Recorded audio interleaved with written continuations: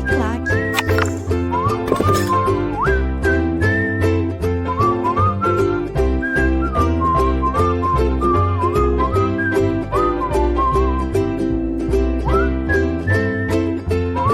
Fala, meus amigos alunos, vamos lá, vamos voltar ao nosso estudo da Lei 94 de 79, que vai ser o seu estatuto, o Estatuto do Servidor Público do município do Rio de Janeiro. Olha só, dando continuidade, pois paramos na aula passada no título 6, capítulo único, quando ele falou das concessões. Artigo 146, sem prejuízo do vencimento de qualquer outro direito ou vantagem, o funcionário poderá faltar ao serviço até 8 dias consecutivos por motivo de casamento ou falecimento do cônjuge, pais, filhos, irmãos, ou seja, casamento e luto, 8 dias, ou seja, morreu, casou, é a mesma coisa, 8 dias consecutivos ele vai poder faltar. Artigo 147, ao licenciado para tratamento de saúde, que deva ser deslocado do município para outro ponto do território nacional, por exigência do laudo médico, poderá ser concedido transporte à conta dos cofres municipais, inclusive para uma pessoa de sua família. Vamos lá.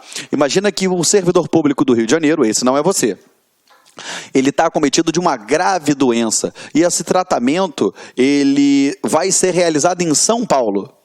E o laudo médico diz isso. O que vai acontecer? O município tem que providenciar o transporte e de uma pessoa da sua família para acompanhá-lo até essa localidade. Tá bom? Vamos lá. Parágrafo único. Poderá ser concedido transporte a até 2 pessoas da família do funcionário quando este falecer fora do município no desempenho do cargo ou serviço. Ou seja, ele estava a serviço do cargo, enfim, do município, ele estava numa outra localidade e ele faleceu naquela localidade, vai ser concedido transporte de até 2 pessoas da família do servidor para poder ir naquela localidade lá, enfim, tratar dos trâmites burocráticos do sepultamento, do transporte do corpo. Será concedido auxílio funeral correspondente a 1 mês de vencimento e vantagens, ou seja, da remuneração, ou provento à família do funcionário falecido. Então, o auxílio funeral corresponde a 1 mês de vencimento e vantagens do servidor falecido. Parágrafo 1º. O vencimento e vantagens ou proventos serão aqueles que o funcionário fizer jus no momento do óbito, ok? Em caso de acumulação de cargos do município, o auxílio funeral corresponderá aos vencimentos e vantagens, corresponderá aos vencimentos e vantagens do funcionário falecido. Estamos juntos? Vamos lá. O processamento do pagamento do auxílio funeral obedecerá à regulamentação própria, ou seja, alguns estatutos e legislações trabalham com isso daqui da maneira mais célere possível, ou seja, tem que ser o mais rápido possível, entendeu? Para poder fazer com que o servidor, a família do servidor, ela tenha logo esse direito para poder arcar com as custas do sepultamento, enfim, tá bom? Título 7, capítulo único da assistência e da previdência. O município disciplinará a previdência e a assistência ao funcionário e à sua família. A previdência aqui no Rio de Janeiro é a Rio Prev, tá? Parágrafo único. Entre as formas de assistência, incluem-se... Quais são as assistências? Vamos lá. Assistência médica, farmacêutica, dentária, hospitalar, inclusive em sanatórios e creches, previdência e seguro, financiamento para aquisição de imóvel destinado à residência do funcionário, tá bom? Não é qualquer imóvel, é que seja destinado à residência do funcionário. 4. Aperfeiçoamento e especialização profissional, aperfeiçoamento social e cultural dos funcionários e suas famílias, fora das horas de trabalho, tá bom? Quando for aperfeiçoamento social e cultural, é o funcionário e suas famílias. Quando for aperfeiçoamento e especialização profissional, então somente é o funcionário, tá bom? Artigo 150. A assistência, sob qualquer forma, será prestada através de instituições próprias, criadas por lei, às quais é obrigatoriamente filiado o funcionário. Simples. Aos beneficiários de funcionário falecido, só rapidinho, tá? Quando eu passo batido assim, gente, é porque não tem nada a ser explicado, tá bom? É literalidade de lei e não tem nada o que falar a respeito, tá? É só você pegar, dar uma lidinha naquilo ali, porque infelizmente algumas coisas a gente tem que decorar, principalmente quando se trata de legislação, tá? Algumas coisas a gente consegue trazer de uma maneira mais lúdica, exemplificada para vocês, mas nem tudo a gente tem como fazer isso. Eu tenho por hábito falar linha por linha de todo o estatuto para poder facilitar o teu estudo. Mas esse é o meu hábito, é a minha forma de trabalhar, entendeu? Melhor do que pegar e jogar só algumas coisas, eu não concordo muito com esses tópicos, assim, dessa forma. Aos beneficiários de funcionário falecido, em consequência de acidente no trabalho ou doença profissional, é assegurada pensão equivalente ao vencimento e vantagens permanentes que o funcionário percebia por ocasião do óbito. Quando ele fala vencimentos e vantagens de caráter permanente, você tem que saber o seguinte: eu tenho vantagens que são transitórias, um exemplo, a diária, as indenizações, e eu tenho vantagens que são permanentes, aquelas que são permanentes àquele cargo. Perfeito? Os planos e serviços assistenciais de que trata esse título constituem matéria de legislação especial. Então, tu pode ficar tranquilo, porque tudo isso daqui é tratado em legislação especial, que somente vai tratar disso daqui, tá bom? Pormenorizada, dizendo tudo a respeito. Capítulo único do direito de petição. Tá? Deixa eu explicar. Você já reparou que quando se trata de algo a ser tratado em legislação especial, o estatuto ele fala totalmente superficial, ele só menciona alguns dados e pronto, acabou. Ok? Por isso que a gente passa direto batido, tá bom? Ó, capítulo único do direito de petição. Artigo 153.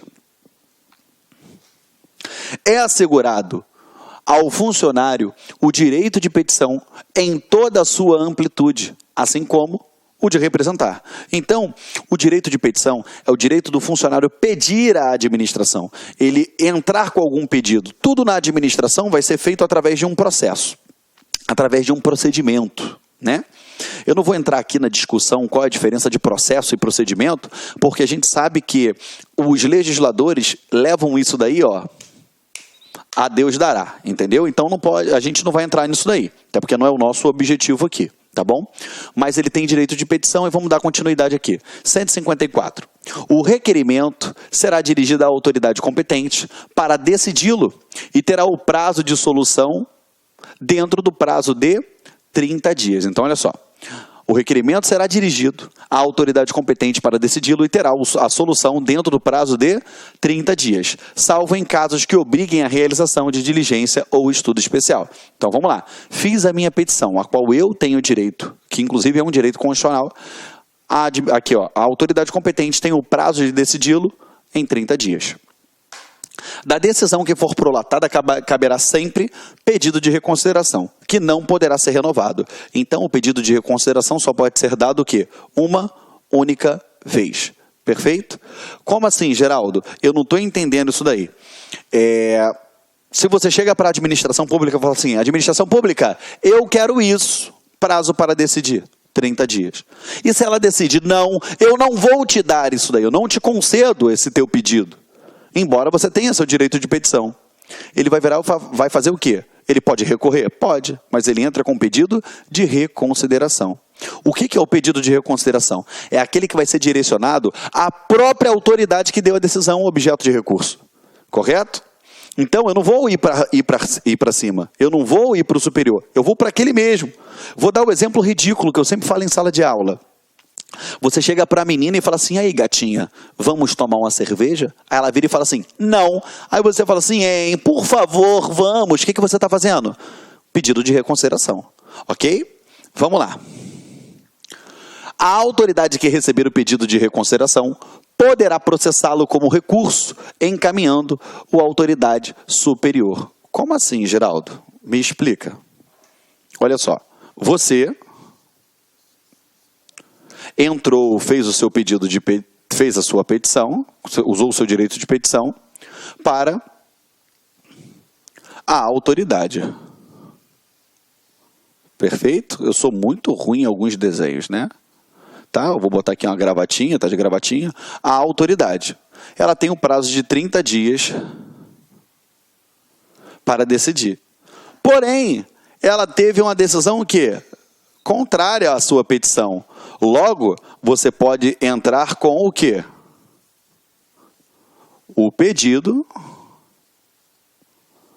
de reconsideração. Só que aquilo, reconsidera aí.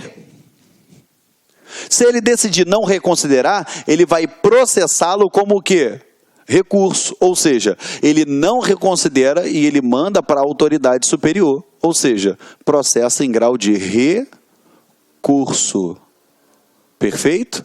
Então, olha só, para você não errar em prova, o pedido de reconsideração é aquele que vai ser direcionado à mesma autoridade que proferiu a decisão a ser recorrida. Se ele quiser, ele reconsidera. Se não quiser, ele processa ele a título de recurso e manda para a autoridade competente. Ok? Foi? Vamos lá, deixa eu pegar aqui. Vamos apagar isso daqui. Depois eu desenho de novo se precisar. Caberá recurso do indeferimento do pedido de reconsideração, ou seja, não quer reconsiderar? Tá bom, eu vou recorrer. Das decisões sobre os recursos sucessivamente interpostos. Por quê? Você tem que botar aqui, ó. Pluralidade de instâncias. Ou seja, o servidor público tem o direito à pluralidade de instâncias. Por quê? Porque a partir do momento que eu entrei com um pedido, foi negado, eu falo, reconsidera aí. Não reconsiderou, eu entro com recurso, vou para uma instância superior. Não deu provimento ao meu recurso, eu vou para uma instância superior. Ou seja, o que são essas instâncias? Elas são o quê? Elas são graus hierárquicos. Correto? Por isso que em algumas legislações chamam o tal do recurso hierárquico, porque eu mando para quê? Para a instância superior. Perfeito? O recurso será decidido pela autoridade imediatamente superior àquela que tiver expedido o ato ou proferido a decisão, e sucessivamente em escala ascendente pelas demais autoridades. Por quê? Eu tenho pluralidade de instâncias, que são graus hierárquicos, graus de julgamento. Ok? Estamos juntos? Vamos adiante, então. Deixa só eu apagar. A gente vai adiante. Ih, fiz besteira. O pedido de reconsideração e o recurso não tem efeito suspensivo. O que você sublinha? Aqui, ó. Não tem efeito suspensivo. Qual é o efeito do recurso? O efeito do recurso, ele é devolutivo. Como assim, Geraldo? Efeito suspensivo. Eu suspendo os efeitos da decisão até o trânsito em julgado, analisando aquele recurso. Por exemplo, isso a gente vê muito no processo judicial. O cara foi condenado a 30 anos de cadeia. Ele vai lá e recorre. Beleza, mas ele já vai ser preso e vai recorrer? Não, ele pode recorrer e ficar aguardando o resultado do julgamento em casa. Perfeito? Porque ela tem efeito suspensivo. Eu suspendo os efeitos da decisão condenatória até o trânsito em julgado. Diferentemente do que acontece aqui, ó. O pedido de reconsideração e o recurso não possuirão efeitos suspensivos, e sim devolutivos. Eu devolvo o processo para que ele seja reapreciado, devolvo aquele pedido para ele ser reapreciado, porém, já aceitando os efeitos daquela decisão que eu estou recorrendo, que eu estou fazendo o pedido de reconsideração. Tá bom? 158. O direito de pleitear na esfera administrativa prescreverá em 5 anos, tá bom? O prazo de prescrição estabelecido no artigo anterior contar-se-á a partir da data da publicação, no órgão oficial do ato impugnado ou, na falta desse, da data da ciência do interessado, a qual deverá constar do processo respectivo. O pedido de reconsideração e o recurso, quando cabíveis, interrompem a prescrição uma vez. Perfeito? Quando cabíveis, interrompa a prescrição. Tá? Perdão, deixa eu apagar aqui. A prescrição interrompida recomeça a correr pela metade no prazo da data do ato que a interrompeu ou do último ato processado para interromper. Ao funcionário interessado ou a seu representante legal é assegurado o direito de vista do processo administrativo no órgão municipal competente durante o horário de expediente. Vamos lá, tem algumas coisas para falar para você. Primeiro, aqui ele fala que o direito de pleitear na esfera administrativa prescreve em 5 anos. O que você vai botar no teu material? Vai escrever aqui assim, ó, cuidado. Correto? Cuidado, porque em outros estatutos eu tenho prazos diferenciados além desses 5 anos. Então, cuidado, porque se você estudou, outros estatutos, você não pode dar esse mole na hora da prova e o examinador sabe que você estuda para concurso público e sabe que isso pode cair na tua prova, tá bom? Outra coisa, ele fala aqui, ó, que o pedido de reconsideração ou o recurso, ele, quando cabível, interrompe a prescrição uma única vez. Então, olha só, a gente tem que entender o seguinte, o prazo para prescrição, ele é de 5 anos, correto? 5 anos. A partir do momento que ele começou a correr, aí ele entrou com pedido de reconsideração ou com recurso, eu interrompo o prazo e passo a contar pela metade. Perfeito? Passa a contar pela metade. Então, ele só se interrompe uma única vez. Uma vez interrompido, recomeça a correr pela metade da data do ato que interrompeu ou do último ato ou do processo que tenha interrompido essa prescrição. Estamos juntos, meus amores? Perfeito? Não pode esquecer isso. Só interrompe uma vez e uma vez interrompido, passo a contar da metade. Artigo 161, fechei com vocês aqui, do regimento disciplinar. Aí agora a gente entra capítulo 1 da acumulação, tá? Deixa o tio apagar aqui o quadro. Deixa eu só tomar um golinho d'água aqui que a garganta tá arranhando. E a gente entra aqui, da acumulação no artigo 162.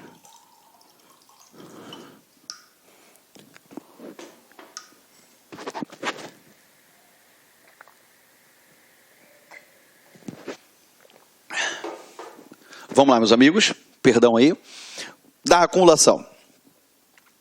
É vedada a acumulação remunerada de cargos e funções públicas, é certo. Então, a primeira coisa que você tem que saber, é permitida a acumulação? Não. A acumulação, ela é vedada. Ela está no artigo 162 e você também pode combinar isso daqui com o famoso artigo 37, inciso 16 da Constituição Federal de 1988, tá?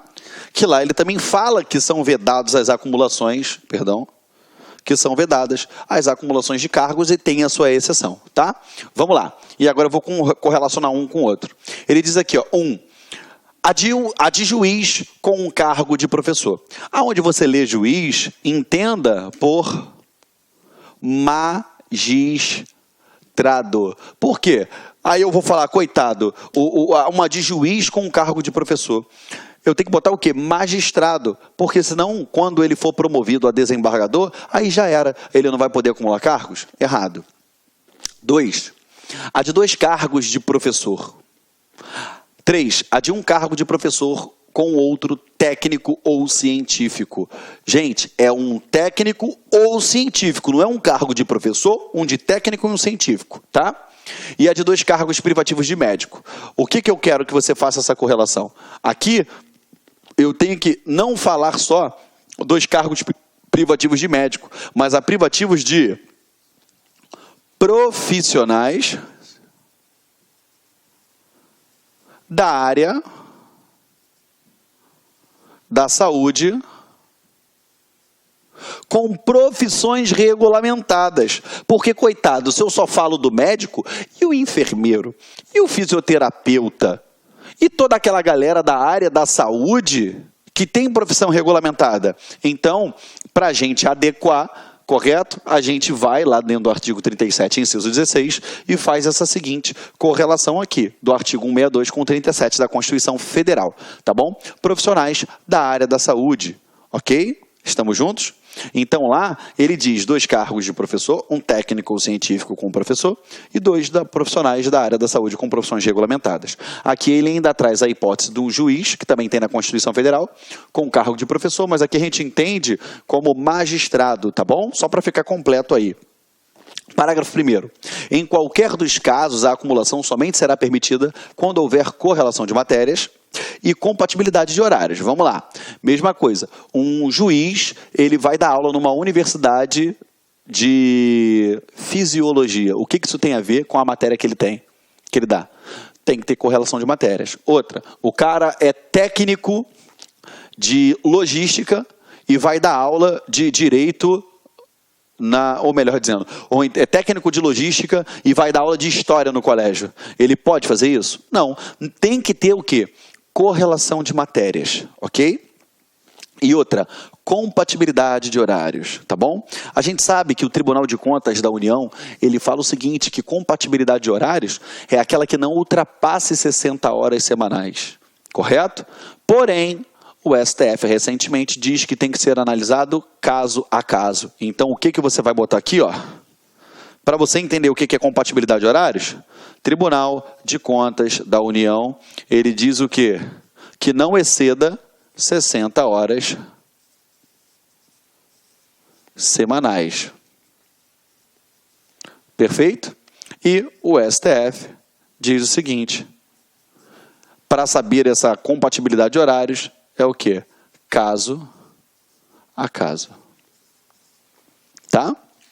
O caso tem que ser analisado em específico.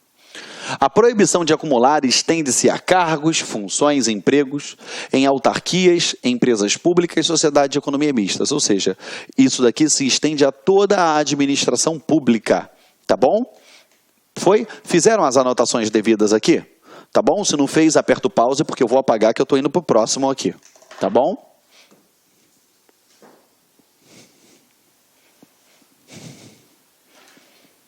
Vamos lá. Nossa. A proibição de acumular proventos não se aplica aos aposentados quanto ao exercício de um mandato eletivo, quanto a de um cargo em comissão, quanto a de um contrato para prestação de serviços técnicos ou especializados. Então, olha só, a própria Constituição Federal também ela diz o seguinte, eu não posso acumular proventos, desde que, lógico, sejam proventos, ou seja, aposentadorias, oriundas de cargos em que, na atividade, poderiam ser acumulados. Fora isso, eu não acumulo. Só que aqui, o seu artigo 162, parágrafo 3º, ele diz o seguinte, que eu não aplico quando o aposentado recebe o provento dele e, por exemplo, um mandato eletivo. Ele pode receber? Pode. Quando ele recebe o provento dele e um cargo em comissão, ele pode receber. Quando ele recebe um provento dele ou um contrato para prestação de serviço técnico ou especializado. Perfeito, galera? Vamos lá. Investido no mandato de vereador, havendo compatibilidade de horários, o funcionário perceberá as vantagens de seu cargo, emprego ou função, sem prejuízo dos subsídios a que fizer jus. Não havendo compatibilidade, será afastado do seu cargo, emprego ou função. Isso daqui, você vai botar aqui, ó, artigo 38, inciso 3º da Constituição Federal de 1988, tá? Que é a mesma coisa. O vereador tem que ter compatibilidade de horário, só para você lembrar, tá bom? Como funciona isso daqui? Geraldo, me explica aqui. Aqui eu tenho o inciso 3º, 2 e 1. Vamos lá. Primeira coisa, se ele foi eleito para um cargo, ó, estadual, federal ou distrital. O que pode ter aqui? Deputado estadual, governador, presidente, senador, deputado federal, ou governador distrital, enfim. Nesse caso, o que vai acontecer com ele?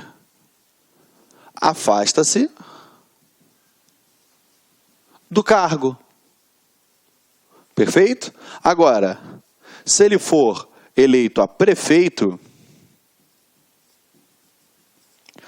o que vai acontecer? Ele se afasta do cargo, afasta-se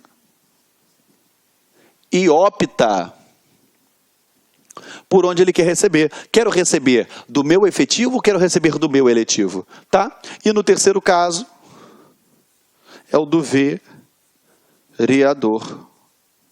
E o cargo do vereador, como é que funciona? É justamente esse que a gente acabou aqui agora. Trabalha nos dois, recebe nos dois. Não teve compatibilidade de horários, eu aplico a regra de quem? Do prefeito. Tá bom? Simples assim. Não tem como errar na prova, tá? Aperta o pause e copia, porque o tio vai apagar isso daqui.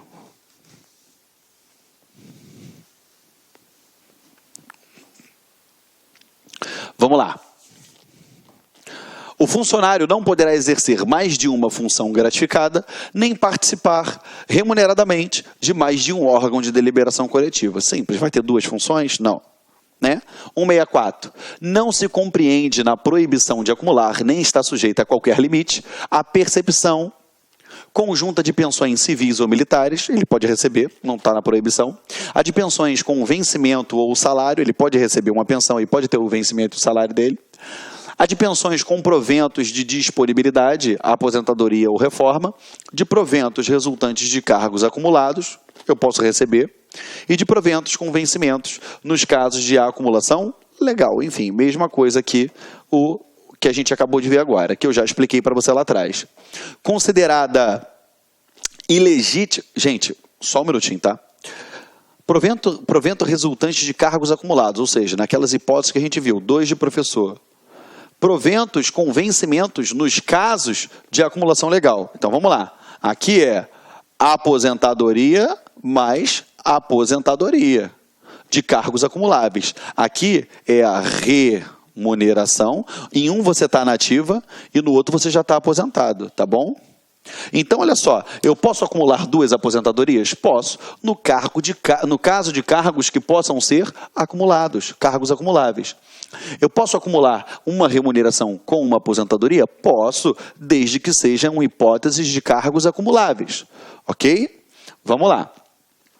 Considerada ilegítima a acumulação, o funcionário será obrigado a optar por um dos cargos. Então, olha só, ele vai ter que optar por um dos cargos, ok? Optar por um dos cargos, a partir do momento que a administração detectou aquela acumulação ilegítima, aquela acumulação ilícita, tá bom? Parágrafo único. Quando apurada a má-fé em processo administrativo disciplinar, perderá os cargos envolvidos na situação cumulativa considerada ilegítima e restituirá o que tiver percebido indevidamente. Então, se ficar configurada a má-fé, o que vai acontecer? Perde os 2 cargos e tem que restituir. Se tiver boa-fé, ele vai optar por um dos cargos e não há de se falar em restituição. As acumulações serão objeto de estudo e parecer por parte do órgão para esse fim criado. Então, vai ter um órgão que vai tratar especialmente das acumulações, correto? Das possibilidades de acumulações, tá bom?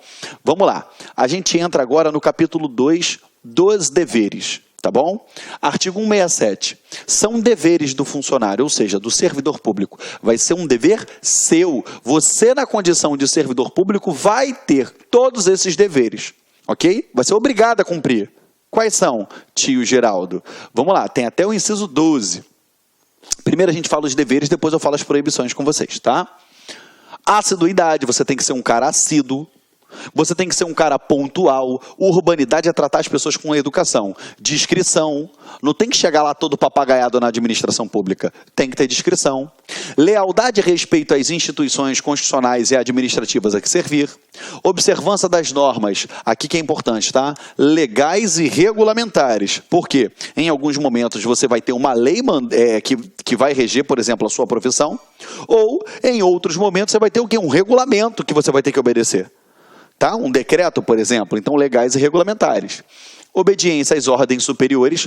Toda ordem deve ser cumprida? Não, exceto as manifestamente ilegais. Então, ordem manifestamente ilegal não se cumpre. Por exemplo, torture aquela pessoa ali. Eu não posso torturar porque tortura é crime. É manifestamente ilegal, tá? Levar ao conhecimento de autoridade superior irregularidade de que tiver ciência em razão do cargo ou função. Então, olha só, tu tem que fazer fofoca. Descobriu que tem alguma coisa errada, tem que fazer fofoca, tem que levar ao conhecimento da autoridade superior. Tá? 9. Zelar pela economia e conservação do material que lhe for confiado. Ou seja, você vai ter que conservar aquela viatura do município, aquele carro do município, vai ter que conservar todos os equipamentos que lhe forem confiados, os computadores, correto? Você não vai, aqui a economia do material, não vai ficar imprimindo apostila para estudar na impressora do município, não pode isso, ok? Vamos lá.